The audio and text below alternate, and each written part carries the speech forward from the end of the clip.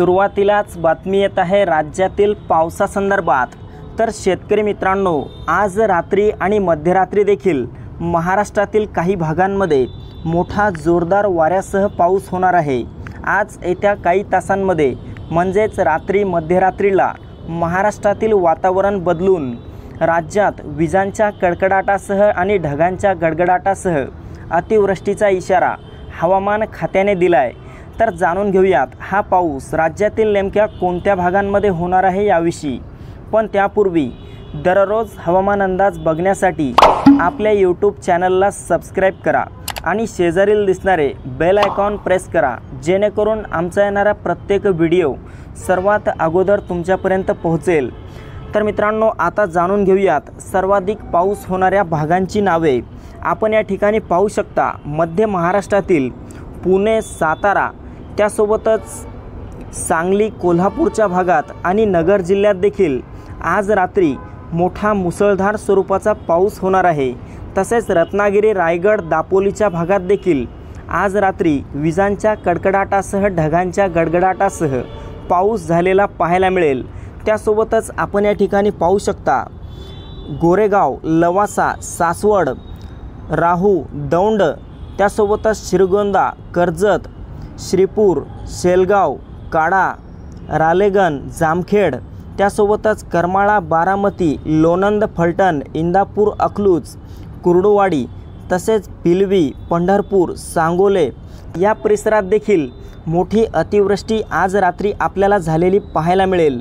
तसेच मित्रांनो, कोकणातील बहुतांश भागांमध्ये आज रात्री पावसाचा जोर वाढेल। मात्र खानदेश, उत्तर महाराष्ट्राच्या भागात पाहिले असता नाशिक, मालेगाव, नंदुरबार, धुळे, जळगाव, चाळीसगाव, तसेच मनमाड आणि उत्तर महाराष्ट्रातील इतरही भागांमध्ये आज रात्री ढगाळ वातावरण राहील। तर काही भागात यातील हलक्या पावसाची शक्यता असणार आहे।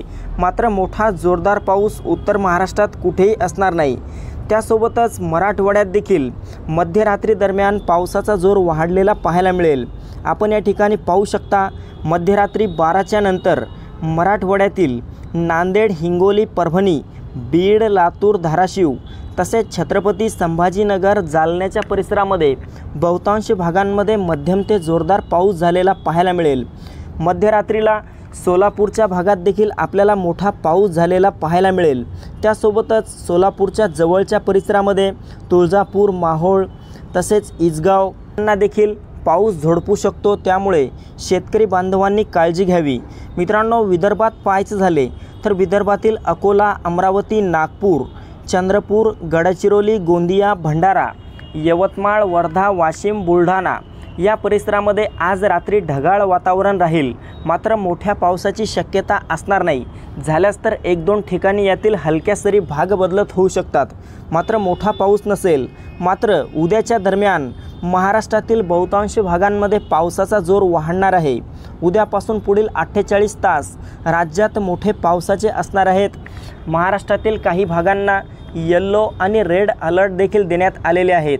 31 तारखेपर्यंत राज्यातील बहुतांश भागांमध्ये हा मान्सूनपूर्व पाऊस झालेला आपल्याला पाहायला मिळू शकतो। शेतकरी मित्रांनो, कोल्हापूर जिल्ह्याच्या रामघाट, मंगनवाडी, चंदनगड, तसेच आजरा, गडहिंग्लज, कडगाव, तसेच गारगोटी, राधानगरी, कापसी, बायसन, त्यासोबतच गगनबावटा, कागल, शिरोळा, खिद्रापूर, हातकंगले, पन्हाळा, शाहूवाडी या परिसरामध्ये आज रात्री मोठा जोरदार पाऊस होईल।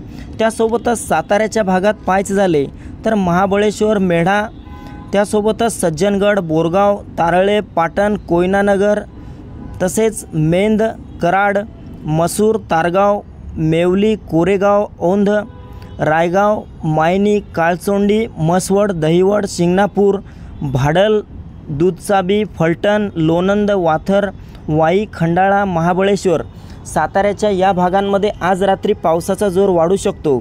त्यासोबतच सिंधुदुर्ग जिल्ह्यात देखील आपल्याला मोठा पाऊस काही भागांमध्ये झालेला पाहायला मिळेल।